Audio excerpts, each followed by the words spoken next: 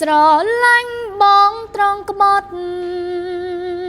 ស្រឡាញ់គ្នាបានជួបហើយម្ចាស់ពានរង្វាន់ អូយកុំអីចា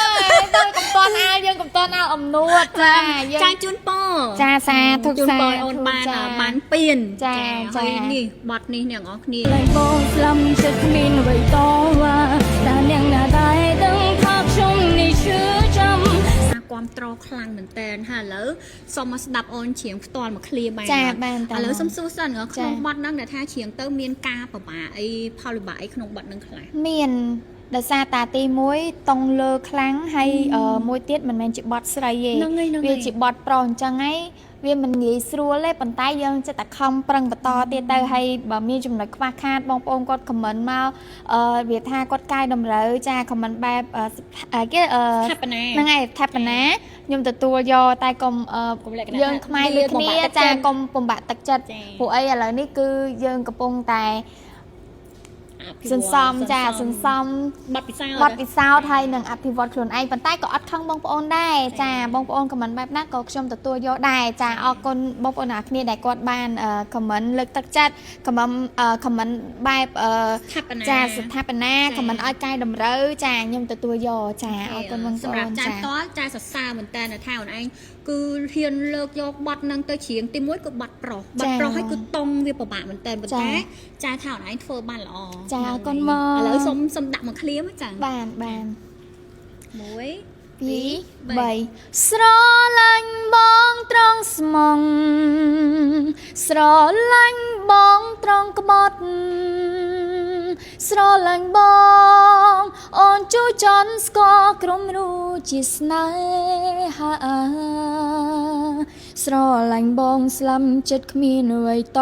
វ៉ាតែនាងណាដែរដឹងថាខ្ញុំនេះឈឺចាំសងចិត្តស្លាប់បើរុងឈឺចាប់ខ្លាំងបែបនេះជាជំរឿចុងក្រោយបើសិនអើយខ្ញុំស្លាប់ទ្រាំឈឺចាប់ខ្ញុំជ្រើសស្លាប់ប្រសើរជាងរស់នៅមនុស្សដែលខ្ញុំស្រឡាញ់គេដែលចិនទៅឮទេបើអូនស្រឡាញ់បងណាមិនបដូរឈ្មោះស្មោះតែបង ឡើងភើសបល់ឡើងប្រលួច អរគុណបងអរគុណ ស្ដាប់ផ្ទាល់ព្រោះជាងថ្ងៃចេញប្រឡងទៀតនិយាយមែនណា ខ្ញុំអត់ដឹងដែរ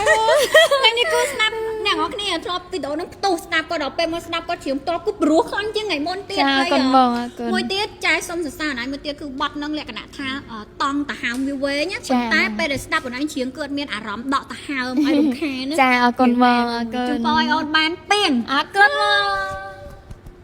ចាហើយសម្រាប់បងប្អូនណាចង់បានស្បែកស្អាតស្បែកភ្លឺរលោងចេញពីខាងក្នុងខ្ញុំណែនាំឲ្យបងប្អូនញ៉ាំជាមួយ collagen Bella ល្អខ្លាំងមែនតើបងប្អូនសម្រាប់បងប្អូនណាដែលថាគេញ៉ាំបានគ្រប់គ្រាន់បាយត្រូវនឹងកម្ដៅថ្ងៃខ្លាំងបណ្ដាលឲ្យស្បែករបស់បងប្អូនខ្មៅស្អាតអត់មានសំណើមចាបងប្អូនសាកបើកចិត្តញ៉ាំជាមួយ collagen Bella ខ្ញុំធានាថាបងប្អូនញ៉ាំហើយបងប្អូននឹងទទួលបានស្បែកដែលស្អាតភ្លឺកឡូចេញពីខាងក្នុងតែម្ដងហើយអ្វីដែលសំខាន់មួយទៀតនៅពេលបងប្អូនញ៉ាំហើយចាគឺអត់មានការប៉ះពាល់ដល់សុខភាពរបស់បងប្អូនទេហើយបើនិយាយពីរសជាតិវិញមិនឆ្ងាញ់សាហាវតែម្ដងចាជូរអែមដូចបងប្អូនញ៉ាំទឹកផ្លែឈើអញ្ចឹងបានស្បែកស្អាតកុំភ្លេចញ៉ាំជាមួយ collagen Bella